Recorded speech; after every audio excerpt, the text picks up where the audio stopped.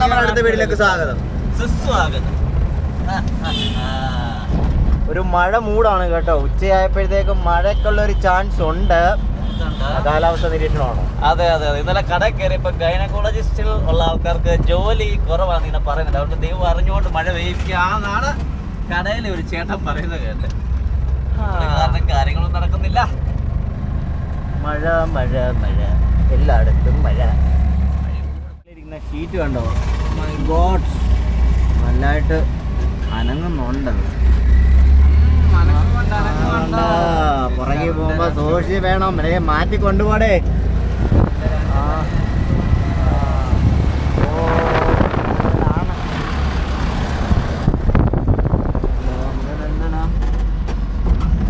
വയനാടൻ ചുരത്തിലേക്ക് കയറുകയാണ്. വയനാടൻ ചുരം.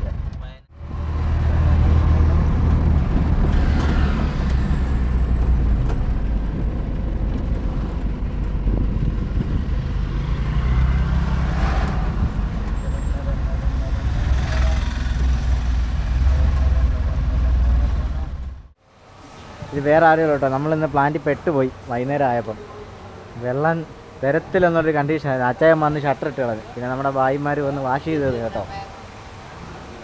നമ്മുടെ ഭായിമാർ കേട്ടോ, നമ്മുടെ സ്വന്തം ഭായിയാ.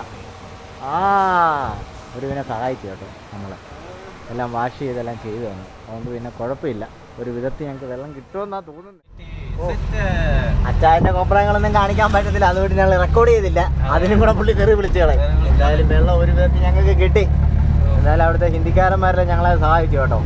അമ്മമാർ പണി കഴിഞ്ഞിട്ടും വന്ന് ഞങ്ങൾക്ക് വാഷ് ചെയ്ത് ഞങ്ങളും കഴുകി. എന്നാലും അമ്മമാർ സപ്പോർട്ട് ചെയ്തു കേട്ടോ. അതന്നെ, കാണിക്കാൻ പോലും പറ്റത്തില്ല.